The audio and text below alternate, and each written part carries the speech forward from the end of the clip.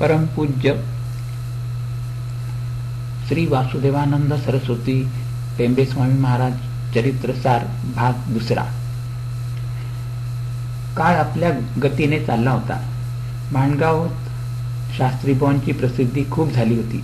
लोक आपल्या समस्या घेऊन येत आणि बुवा त्यांचे समाधान करीत। एकदा सावंतवाडीचे सबनीस यांचा मुलगा आजारी पडला। त्याची जन्मपत्रिका पाहून बुवांनी गोदान करण्याचा सल्ला दिला।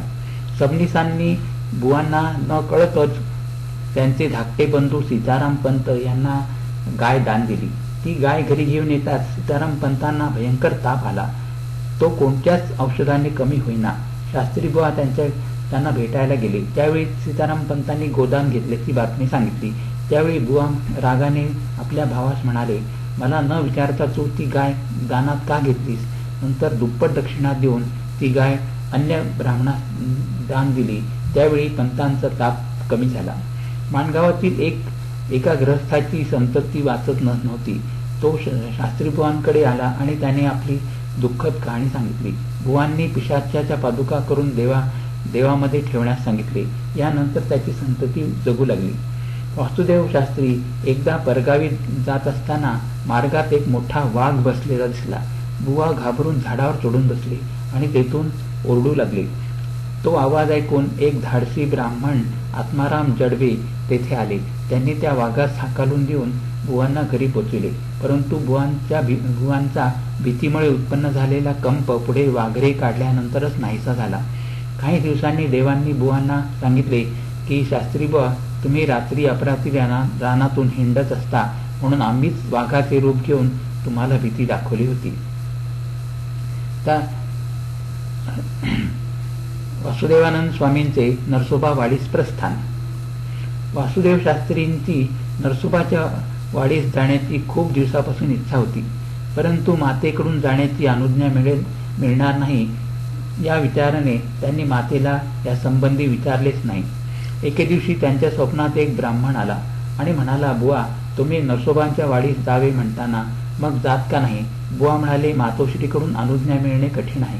तो ब्राह्मण म्हणाला, तुम्ही तुमच्या आईना विचारून तर पहा, त्या परवानगी देतील। दुसऱ्या दिवशी सकाळीच बुवांनी रात्री पडलेले स्वप्न आईस सांगितले। तेव्हा ती म्हणाली, वासुदेवा, तू नरसोबाच्या वाडीस अवश्य जा। मातेची अनुज्ञा मिळाल्यानंतर शास्त्रीबुवा आनंदित झाले। ते जाणार असल्याचे ऐकून शेजारचे एक गृहस्थ बुवांबरोबर जाण्यास तयार झाले। ते दोघे सावंतवाडीस आले। त्यावेळी रामभाऊ सबनीस यांनी बुवांना 2.5 रुपये दिले। ते म्हणाले, शास्त्रीबुवा, पूर्वी तुम्ही एक जन्मपत्रिका करून दिली होती, त्याचे पैसे द्यायचे होते, ते आता घ्या। स्वप्नात सांगितल्याप्रमाणे सर्व गोष्टी जुळून आल्याने बुवांना अत्यंत आनंद झाला। वाटेत सुद्धा त्यांना ठिकठिकाणी सोबत मिळत गेली। एके ठिकाणी त्यांचा मुक्काम असताना त्यांना दृष्टांत झाला। नरसोबाच्या वाडीत श्री गोविंद स्वामी नावाचे मोठे अधिकारी पुरुष आहेत, त्यांचे दर्शन घ्यावे।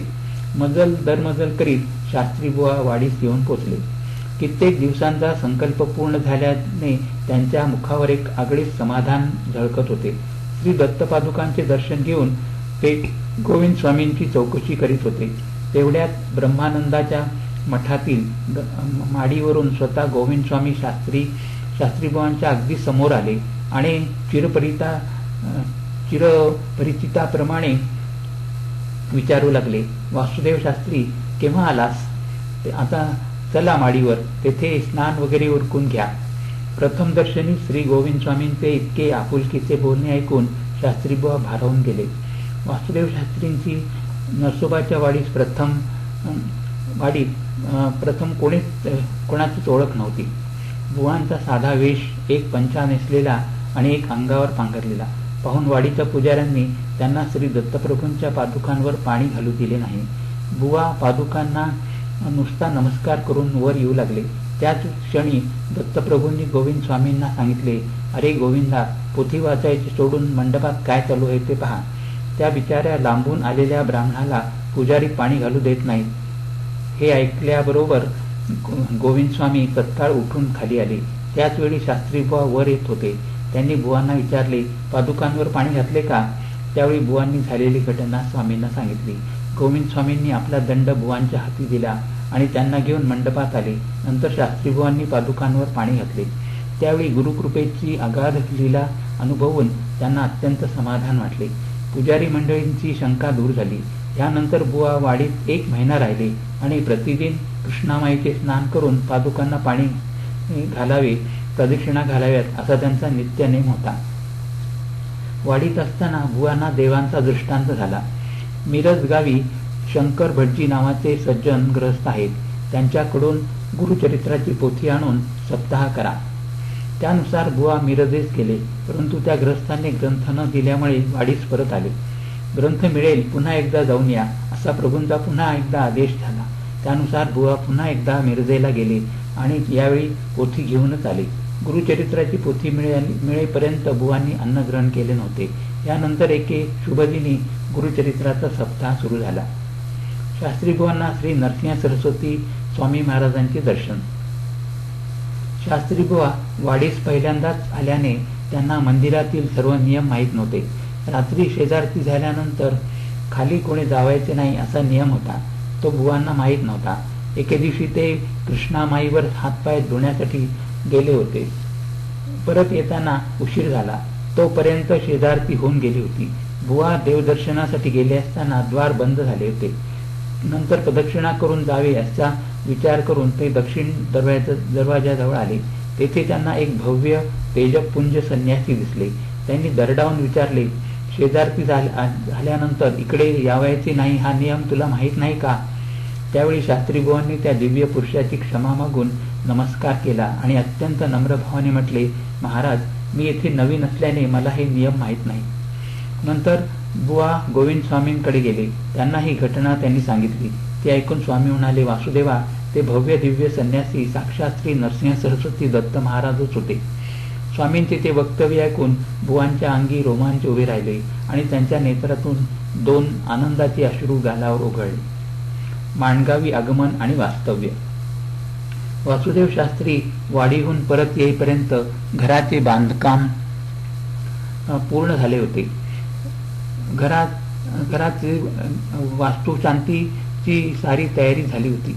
परंतु मुहूर्ताच्या वेळेपर्यंत अन्नपूर्णाबाईच न आल्यामुळे बुवांचा विरस झाला. ते उद्वेगाने म्हणाले, या घरात कोणी राहणार नाही, याची धर्मशाळा होईल. नंतर बुवांचे धाकटे बंधू सीतारामपंत यांनी वास्तुशांती केली. या प्रसंगानंतर बुवांचे चित्त अत्यंत उद्विग्न झाले.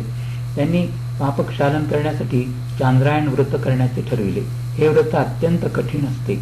आरंभी उपवास करून शुक्ल प्रतिपदेपासून रोज जेवताना 1-1 घास वाढवीत जायचे. अशा प्रकारे पौर्णिमेस 15 घास जेवण होते. नंतर पुन्हा 1-1 घास कमी करीत जायचे. असे अमावस्येपर्यंत करून नंतर उपोषण करायचे. याप्रमाणे चांद्रायण व्रत केल्याने बुवा अत्यंत आशक्त झाले. त्यांना 4 पावले सुद्धा चालणे कठीण झाले. तरी सुद्धा त्यांनी त्रिकाळ स्नान संध्या हा नित्यनेम चालूच ठेवला.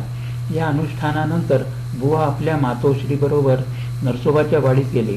यावेळी बुवांचा मुक्काम वाडीस 3-4 महिने होता. येथे असताना श्री गोविंद स्वामींनी बुवांना दत्तोपासना स्वीकारण्यास सांगितले. त्यावेळी शास्त्री बुवा म्हणाले, स्वामी मला अग्नी आणि सूर्य ही ब्राह्मणाची नित्य उपासना आहेच, निराळी काय करायची? परंतु आश्चर्याची गोष्ट अशी झाली की त्याच दिवशी रात्री वासुदेव शास्त्रींना स्वप्नात श्री दत्तात्रेयांकडून मंत्रोपदेश झाला. श्री गोविंद स्वामींनी हे सर्व जाणून आपण निजलेल्या जागेवरून विचारले, शास्त्री बुवा मंत्र मिळाला ना? आता याचे सर्व सांगोपांग विधान उद्या सांगू. ही गोविंद स्वामींची सर्वज्ञता बुवांच्या अनेक वेळा अनुभवास आली होती. त्यात स्वप्नात देवांनी दिलेल्या मंत्राचे विधान होते. त्याप्रमाणे बुवांनी त्यामुळे त्यांची स्वामींवर नितांत श्रद्धा बसली होती. बुवा त्यांना गुरु मानित. दुसऱ्या दिवशी गोविंद स्वामींनी बुवांना एक पोथी दिली. त्यात स्वप्नात देवांनी दिलेल्या मंत्राचे विधान होते. त्याप्रमाणे बुवांनी मंत्रजप सुरू केला. बुवांना आपण संन्यास घ्यावे असे सारखे वाटत होते. परंतु देवांनी सांगितले, तुला अजून 7 वर्षे माणगावात राहायचे आहे. या आदेशानुसार बुवा माणगावी येण्यास निघाले. मार्गातील कोल्हापूरच्या देवीचे दर्शन घेऊन आणि एक दत्तमूर्ती घेऊन माणगावी जावे असे त्यांना मनोमनी वाटत होते. परंतु पैशाची काही व्यवस्था न झाल्यामुळे तो विचार त्यांच्या मनातच राहिला. देवीचे दर्शन घेऊन कागल या भागातून येताना बुवांना एक मूर्तिकाराचे दुकान दिसले. त्या दुकानासमोर उभे राहून ते त्या दुकानातील मूर्तीकडे पाहत होते. तितक्यात मूर्तिकार दुकानातून बाहेर आला आणि शास्त्रीबुवांना म्हणाला, आपणास कशी मूर्ती पाहिजे ते सांगा, मी करून देईन. पैशाची काळजी करू नका. बुवांनी मूर्ती कशी घडवायची ते त्या मूर्तिकारास सविस्तर सांगितले. ती मूर्ती घेऊन जाण्यासाठी बुवा 8 दिवस त्या गावीच राहिले. मूर्तिकाराने तयार केलेली 7 बोटे इंचीची द्विभुज वराभयकर सिद्धासन घातलेली श्री दत्तात्रेयांची पितळी मूर्ती अत्यंत आदराने त्याने बुवांना दिली. बुवांनी आपणाजवळ असलेला 1 रुपयाचा मूर्तिकारास दिला. त्याने तो मोठ्या श्रद्धाभावाने घेतला. तो म्हणाला, शास्त्रीबुवा, मला श्री दत्तात्रेयांची मूर्ती तुम्हाला देण्याबद्दल दृष्टांत झाला होता आणि मी तुमच्या शोधातच होतो. माणगावात दत्तमूर्तीची स्थापना. बुवा श्री दत्तात्रेयांची मूर्ती घेऊन माणगावी आले. त्यांना ती मूर्ती आपल्या घराच्या पश्चिमेस थोड्याच अंतरावर असलेल्या जागेवर स्थापन करावी असे मनापासून वाटत होते. परंतु ती जागा दुसऱ्यांची होती. माणगावाजवळ एक वाडी होती. त्या वाडीचे मालक निवर्तल्यामुळे त्याचा सारा कारभार त्यांची पत्नी पाहत होती. एके दिवशी तिला स्वप्न पडले. त्यात देवांनी तिला जमीन ब्राह्मणास दान दे असे सांगितले होते. ती रमाबाईंकडे येऊन या स्वप्नाचा अर्थ विचारू लागली. रमाबाई म्हणाल्या, आमच्या घराच्या पश्चिमेस असलेली जमीन तू वासुदेवास दान दे. तो तिथे श्री दत्त मंदिर बांधील. त्या स्त्रीने ती जागा मोठ्या आनंदाने शास्त्रीबुवांना दान दिली. तसेच आसपास असलेली 2-3 खंडीची जमीन सुद्धा देवास दिली. याप्रमाणे न मागता केवळ ईश्वरेच्छेने जागा मिळाली आणि त्यावर लगेच मंदिराचे बांधकाम सुरू झाले.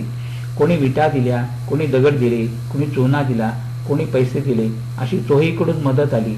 अवघ्या 7 दिवसातच मंदिराचे मुख्य बांधकाम पूर्ण झाले. देवांच्या आदेशाप्रमाणे मंदिरासमोर एक विहीर सुद्धा खणून उत्तम प्रकारे बांधून काढली. मंदिराचे मुख पूर्वेकडे होते. पुढे मोकळी पडवी, मागे एक खोली आणि मधल्या भागात 3-4 हात लांब रुंद असे देवांचे गर्भगृह होते. मागच्या खोलीत स्मार्ताग्नी स्वयंपाकगृह होते. या मंदिर निर्माण कार्यात बुवांनी आपल्या हाताने विटा तयार केल्या होत्या. मंदिराचे काम पूर्ण झाल्यावर त्या ठिकाणी शास्त्रीबुवांनी कागलहून आणलेली श्री दत्तात्रेयांची प्रसन्न मूर्तीची प्रतिष्ठापना शके 1805 वैशाख शुद्ध पंचमीस या दिवशी या शुभ दिनी केली. शास्त्रीबुवांची मंदिरातील नित्य पूजा अर्चा, नैवेद्य तसेच कथा कीर्तने, प्रवचने इत्यादी नियमितपणे होत असलेल्या कार्यक्रमामुळे मंदिराची अगदी अल्पकाळातच भरभराट झाली. बुवा मात्र आपले जेवण मागून आणलेल्या कोरड्या भिक्षेचा स्वतः स्वयंपाक करून करीत. मंदिरात प्रत्येक शनिवारी मोठा समारंभ होत असे. सायंकाळी धूपारती, नंतर पालखी सेवा निघे. यावेळी 3-4 हजार लोक जमत. मंदिरात प्रतिवर्षी गुरुद्वादशीस आणि श्रीदत्त जयंतीस मोठा उत्सव होत असे.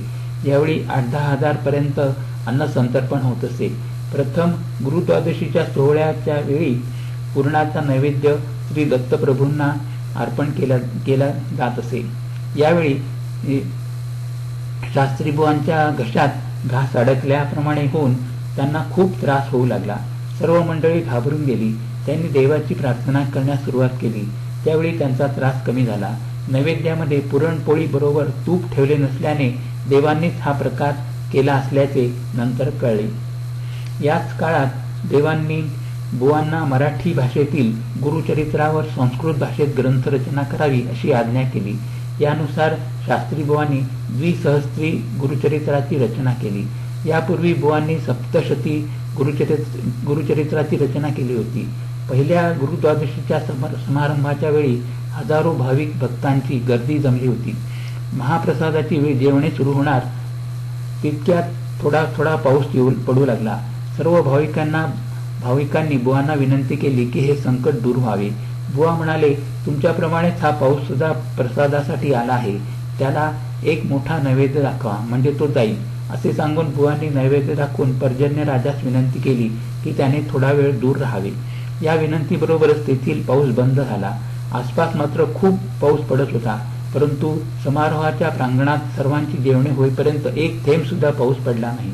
बुवांची ही अगम्य लीला पाहून समस्त भक्तगणांनी त्यांचा जय जयकार केला. हरिओम तत्सत, हरिओम तत्सत, हरि